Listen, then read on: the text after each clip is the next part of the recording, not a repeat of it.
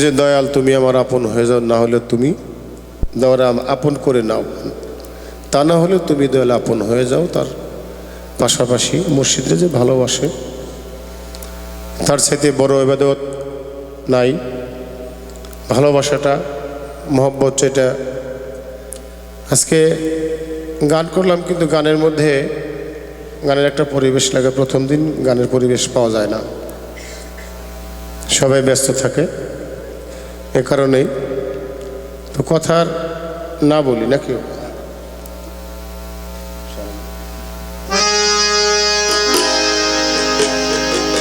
এখন আরেকটি গান করব, জান্নাত বৈদেশী। ওই যে একটা কথা বললো, ভারী, পৃথিবীর মধ্যে সবচেয়ে ভারী ওজন কোনটা, ভারী বস্তু কোনটা? এক ভাই আরেক ভাইকে জিজ্ঞেস করছে, বলছে না তোমরা? জবাবে কি আসছে? ছোট ভাই মনে করছে যেটা ওজন বেশি বায়ুরের কথাই কইছে নাকি। সেটা ছোট ভাই না বুঝেই কইছে লোহার বোঝাই তো সবচেয়ে ভারী। আর বড় ভাই সে তো বুঝে এই পৃথিবীতে সবচেয়ে ভারী ওই জিনিসটা যদি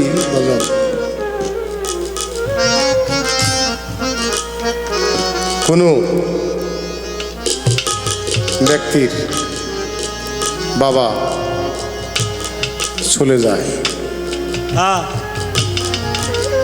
সেদিন ওই বাবার লাশটা যে কান্দে নিছে, একমাত্র সেই করতে পারবো কত ভারী। আমার ভাইরা জাহের তার বাবার লাশটা কান্দে নিছিল, আমার বললো ভাই পৃথিবীতে এত ওজন, এত ভারী বোঝা মনে হয় আমি আর কোনোদিন নিলে আমি একটা পাও ফেলতে পারছিলাম না। এরকম মা যদি চলে যায় তাহলে ওই মার যে লাশটা, এটা সন্তানের কান্দে অনেক ভারী বোঝা।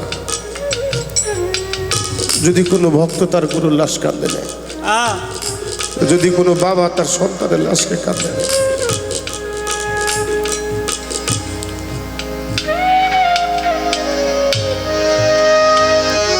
পৃথিবীতে ওই মানুষটার কিছু নাই। কোন মানুষটা? যে মানুষটার মা আর বাবা দুনিয়ার মধ্যে বাইসে নাই। এটাকে বুঝতাম না, এখন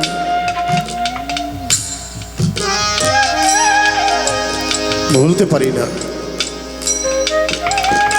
আমার মা সবাই ছিলেন জানেন। নভেম্বরের 10 তারিখে আমাদেরকে এতিম করে মা তার আপন দেশে গেছে। কার্তিক মাসের 23 তারিখ, এরকম না 24 তারিখ। অর্থাৎ আমার মা যে মুর্শিদ কেবলার কাছে বায়াত গ্রহণ করেছিলেন, হযরত শাহ খলিলুর রহমান আল কাদরি আল চিশতি আল আবুল ওয়ালাই, উনি 22 কার্তিক গেছে। আমার মাও এই কার্তিক মাসের 22 কিংবা 23 তারিখ, আমার ভালো করে মনে নাই, নভেম্বরের 10, 23 পরে একটা মনের মধ্যে একটা শান্তি দিছি আর কি, প্রবোধ পাইছি। আমার মার যে মুর্শিদ কেবলা যেই দিনে যেই মাসে চলে গেছে, আমার মাও, আমার দাদা মুর্শিদ চলে গেছিল 12টা পর্যন্ত মজলিস করছিল।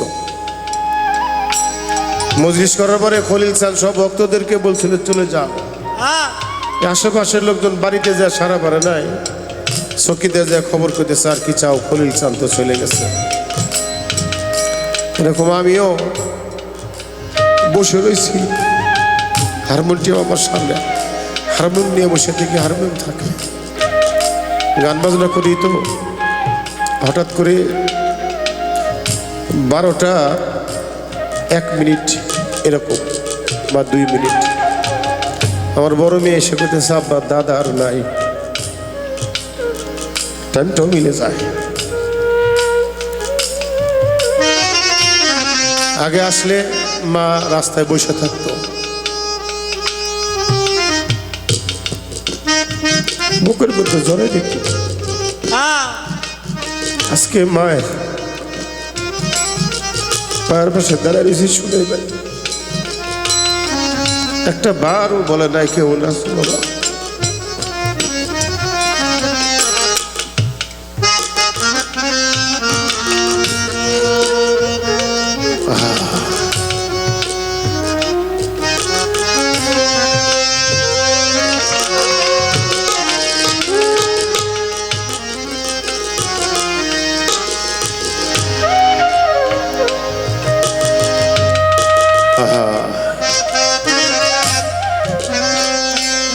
মার কথা মনে হয় না, আমার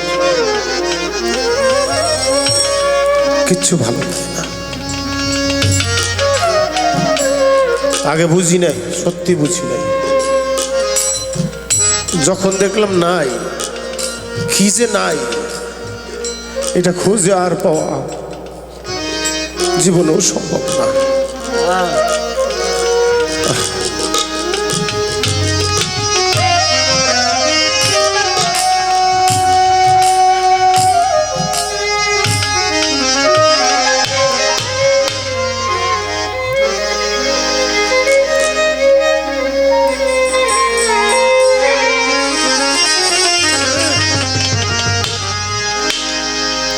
আমার মহারানো ব্যথা গো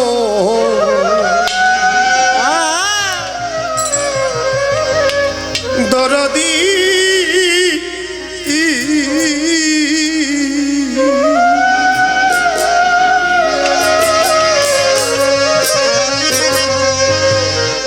হারি আমি সহিতে না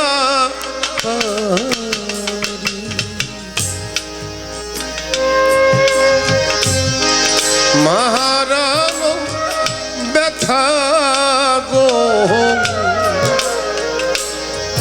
দরদি ওরে আমি সহিতে না পারি বুকটারে রিয়া খালি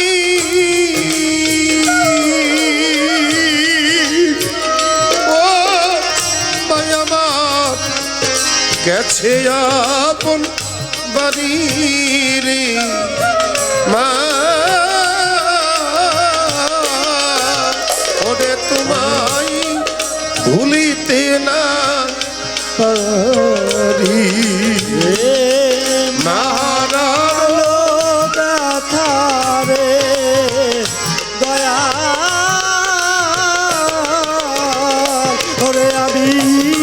সহিতে না পারি, ওরে আমি সহিতে না পারি। মহারায়ত এতি আমি পথে পথে ঘুরি এখন পথে পথে ঘুরি মহারায়ত এতি আমি পথে পথে ঘুরি দরদিরে পথে পথে ঘুরি মায়ের কথা ভুলতে নারী এখন জইলা পুইরা মরি রে মায়ের কথা মনে নাই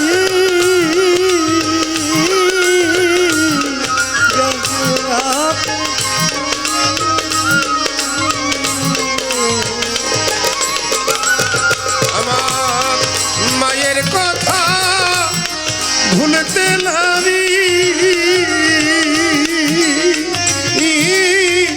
এখন জইলা পুইরা মরি রে মায় আমি ভুলিতে না পারি মহারানো ব্যথা রে তরে আমি সহিতে না পারি ওরে সহিতে না পারি মাথার মধ্যে হাত বুলাইতো আদর সুহাগ করি কত আদর সোহাগ করি মাথার মধ্যে হাত বুলাইতো আদর সোহাগ করি কত আদর সোহাগ করি বুকের মধ্যে রাত ভরি ও মায়া মা ইয়া মায়ার বেরি গো বুকের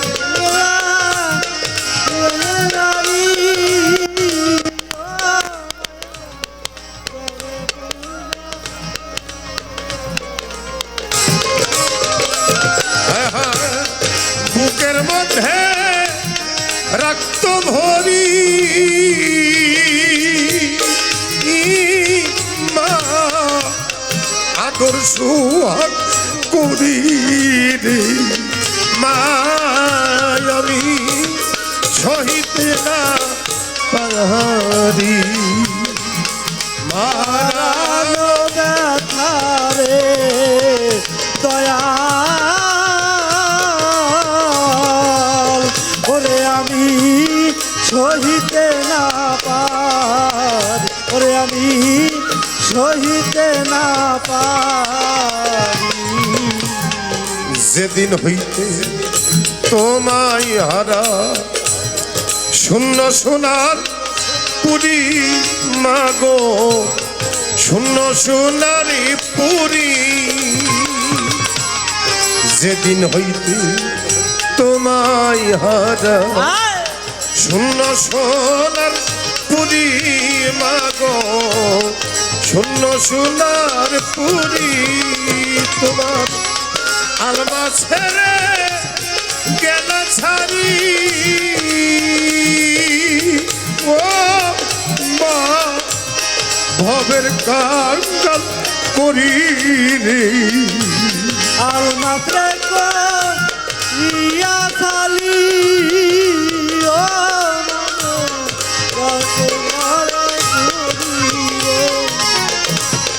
আলমা ছেড়ে গেল ছাড়ি